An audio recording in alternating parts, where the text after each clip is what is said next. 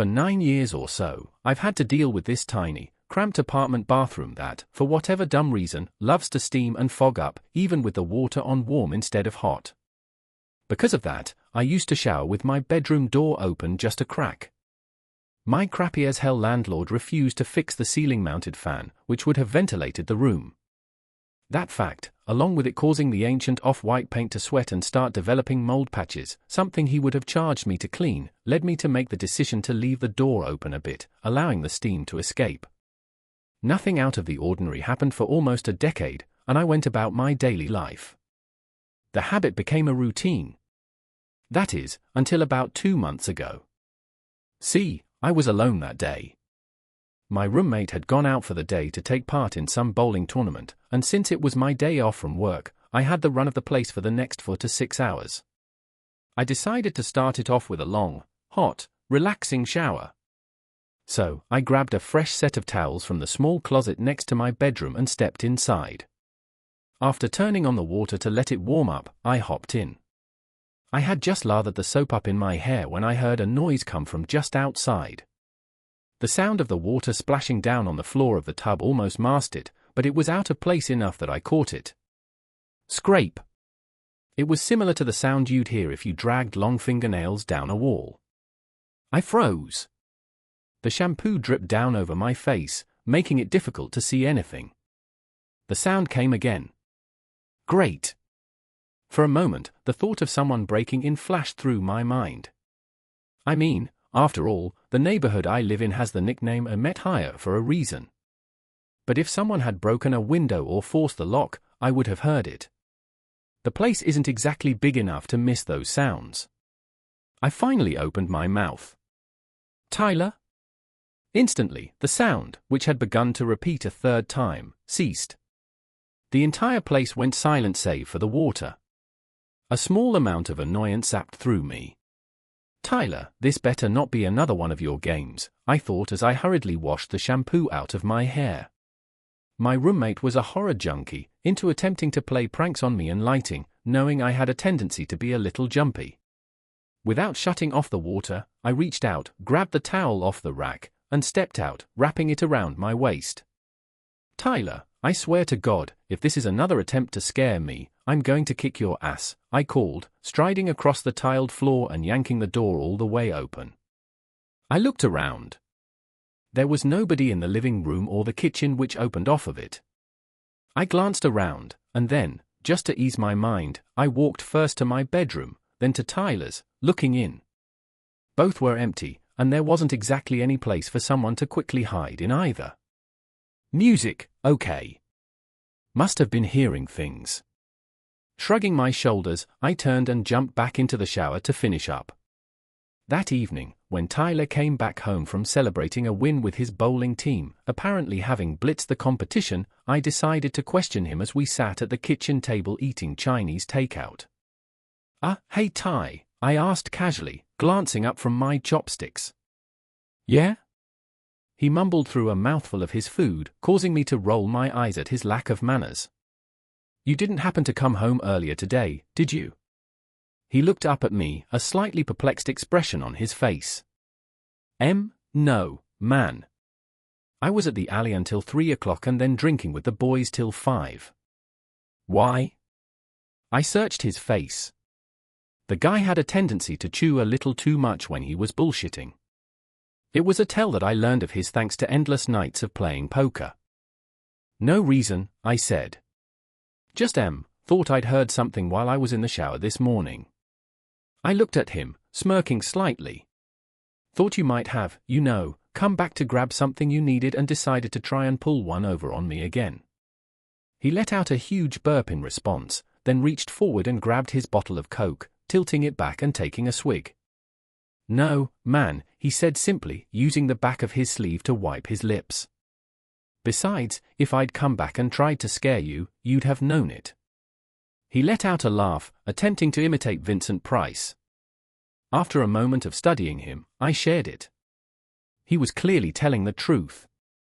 Yeah, I guess you're right, bro, I said, dropping my chopsticks into the empty container and hawking it over my shoulder into the trash can. He leaned back and, using his own empty container, feigned being a basketball player and acted like he was making a free throw. The container bounced off the edge, making us both laugh. I pushed what had to be a trick of my mind out of my head, and the two of us spent the rest of the night playing video games and downing beers.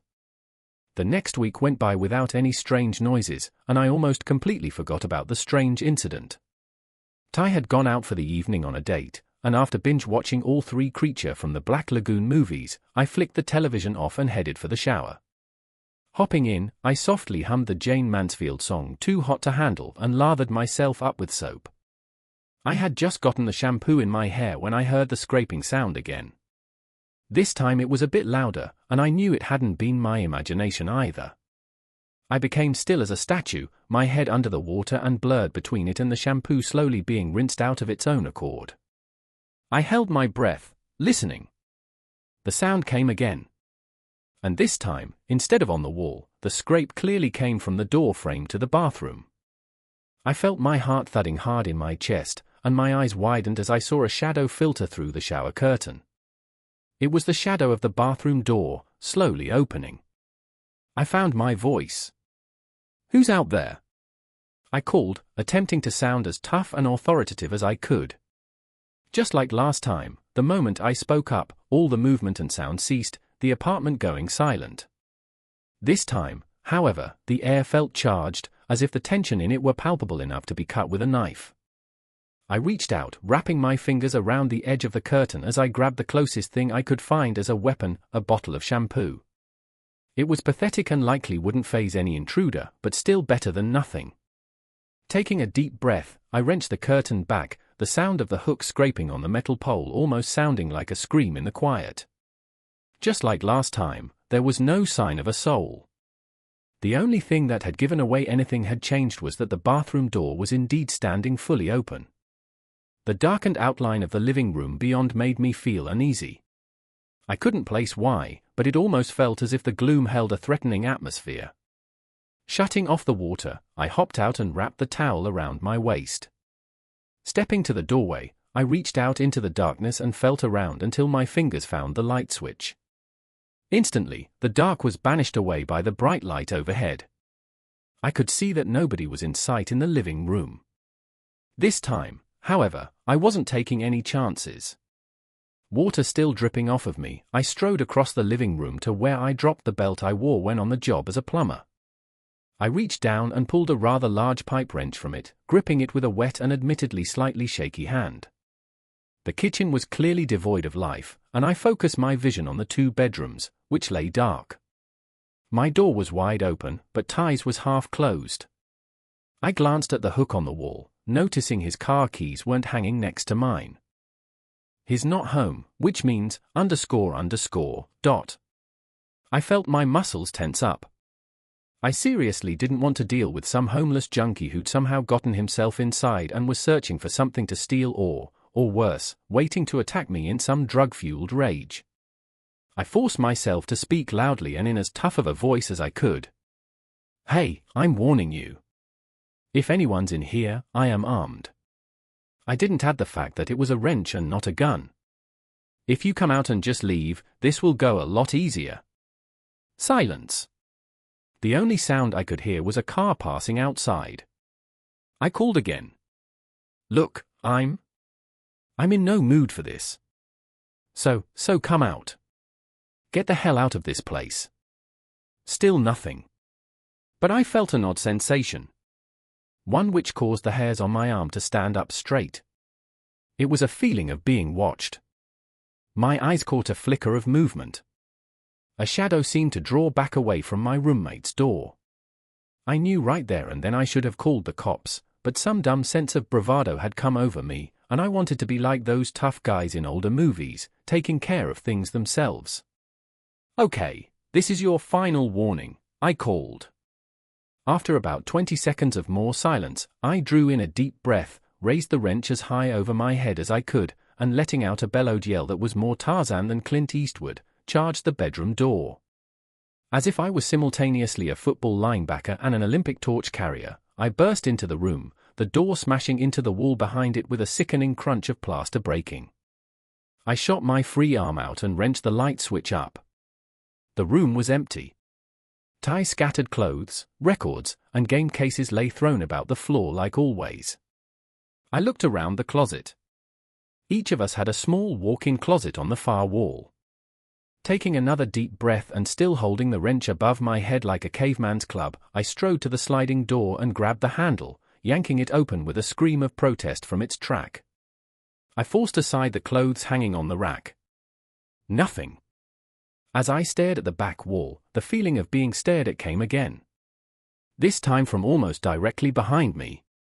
I swear I could actually feel something, breathing down my neck. Moving on pure instinct, I pivoted around and swung the wrench with all the strength I had. Yet, nothing. There was nobody behind me. What the actual hell is going on here? As I stood there feeling as though something had been behind me and had simply dematerialized out of existence when I turned and swung, I heard the sound of a key in the front door and then the laughs of Ty and what had to be his date as they stepped inside. "I'm telling you, you did great at darts, babe," Ty exclaimed. Both of them stopped and stared at me as they reached his bedroom door. I know I must have looked weird standing in his room wearing only a towel and holding a wrench. After a moment of silence, he spoke. "Jimmy boy, what the hell are you doing?"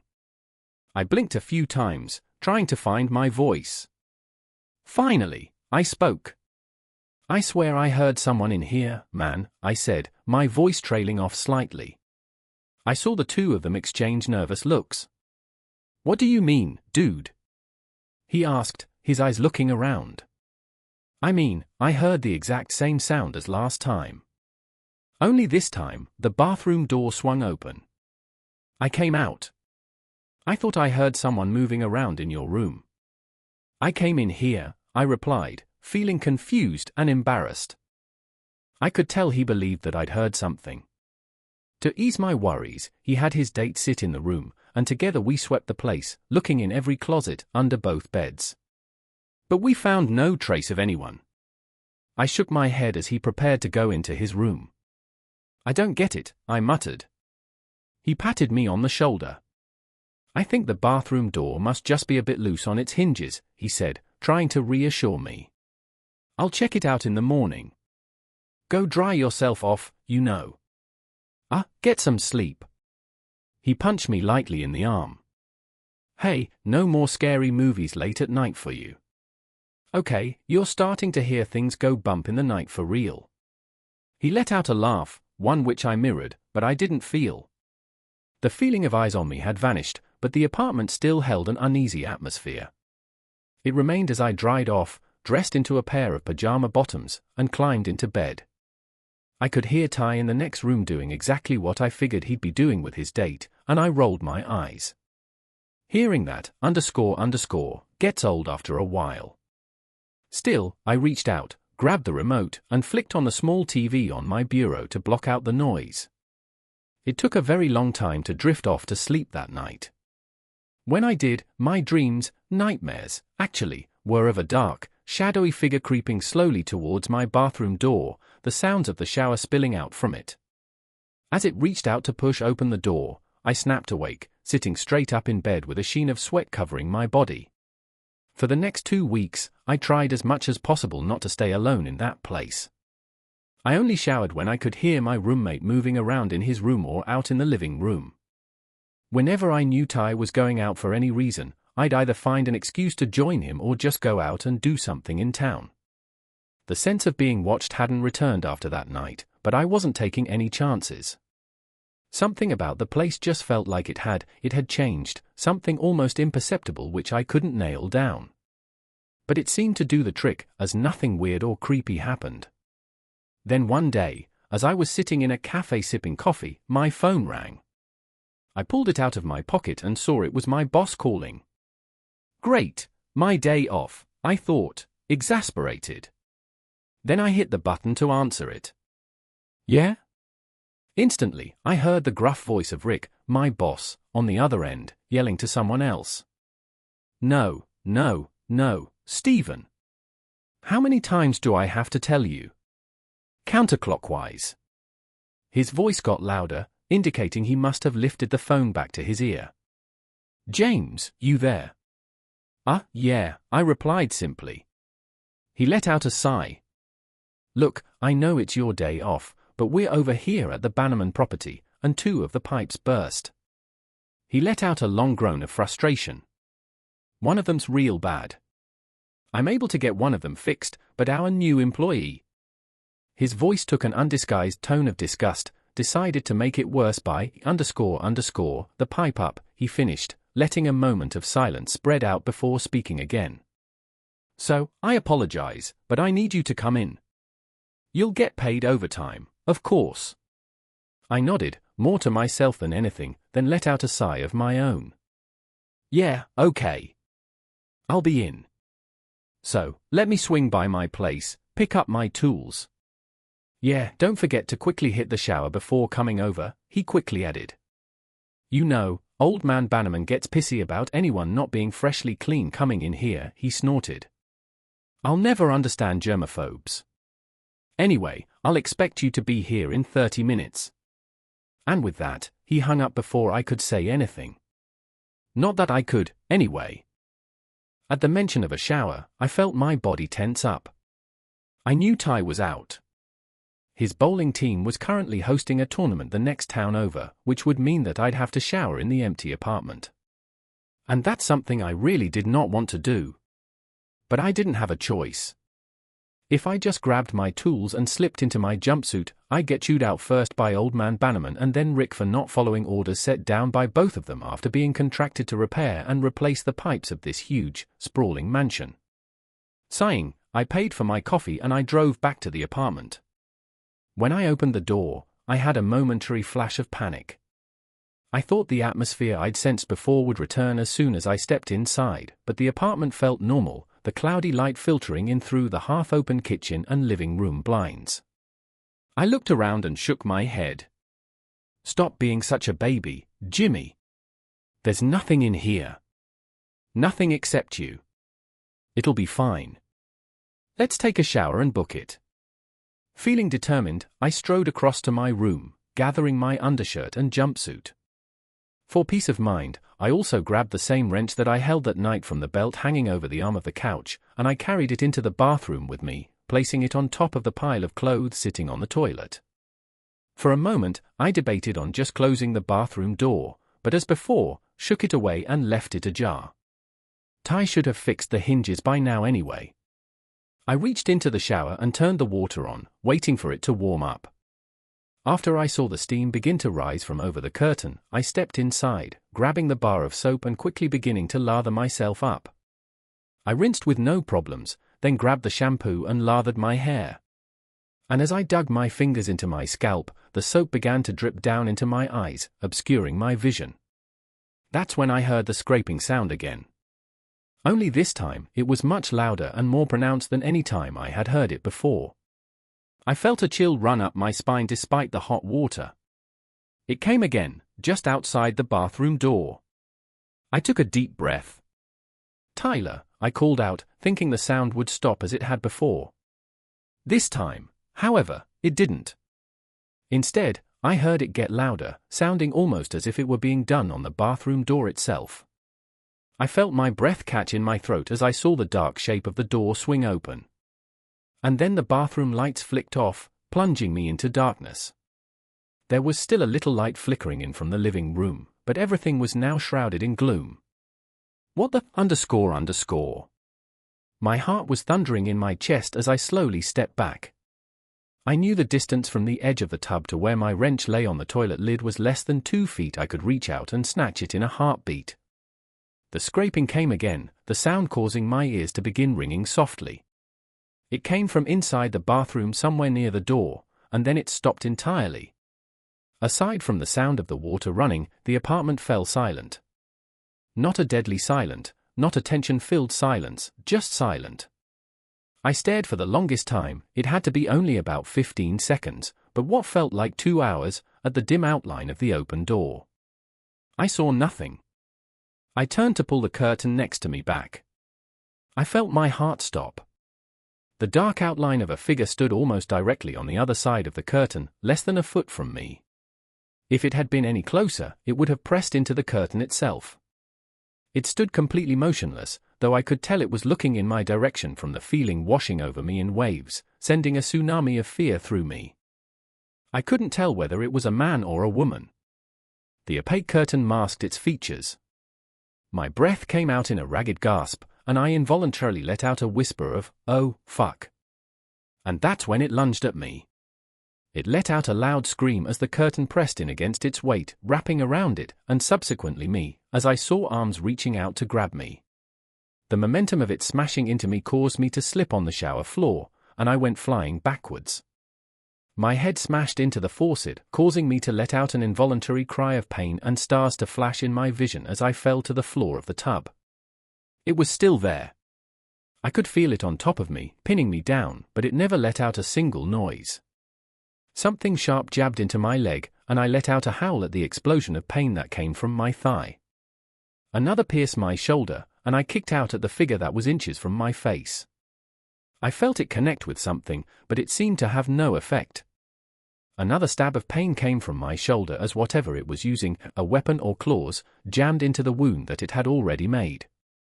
I kept screaming, praying one of my neighbors might hear the commotion as I thrashed around, trying to wedge myself into a position where I could reach out. I heard furious knocking coming from the front door, but the noise sounded like it was a mile away. "Help me!" I screamed as loudly as I could, still futilely lashing out. Just as I began to feel woozy from the blood loss, I felt my hand brush the edge of the toilet seat, and with it, the cold metal handle of my wrench. Grabbing it, I swung out with all of my remaining strength, aiming for the head of my attacker, and feeling it connect with something. It seemed to stumble a bit at the blow. Then I used that precious second to wrench myself out from underneath it, tumbling over the edge of the tub and onto the floor. I heard it thrashing about with the shower curtain, furiously tearing at it in an attempt to get to me, but I was stumbling to my feet, noting as I did the amount of blood falling to the floor. I struggled to the front door as I heard it finally break free, crashing onto the bathroom floor, but still remaining silent. I unlocked the door and tore it open, revealing the concerned faces of my next-door neighbor. When he saw my condition, his face paled. Before I had a chance to say anything, I yelled, adrenaline kicking in and keeping the pain and blood loss from dropping me, "Being attacked. It's in there," pointing back towards the bathroom. Grabbing me, he pulled me into his open apartment door, slamming it closed and locking it. He quickly brought me a bathrobe and bandages, attempting to stop the bleeding as he called the police. As he did, I could hear the sounds of it tearing through the apartment, doing God only knows what. The commotion continued until I heard the wail of sirens coming down the road, at which point I heard my apartment fall silent. A few moments later, I heard the thundering of footsteps pounding up the stairs to the second floor, followed by the yell, "Police!" After a few moments, my neighbor and I heard the knocking at his door. "Police?" I was helped to an ambulance where I was taken to the hospital. In addition to splitting open my scalp on the faucet, I'd been cut up pretty bad, though by what the doctors couldn't tell me.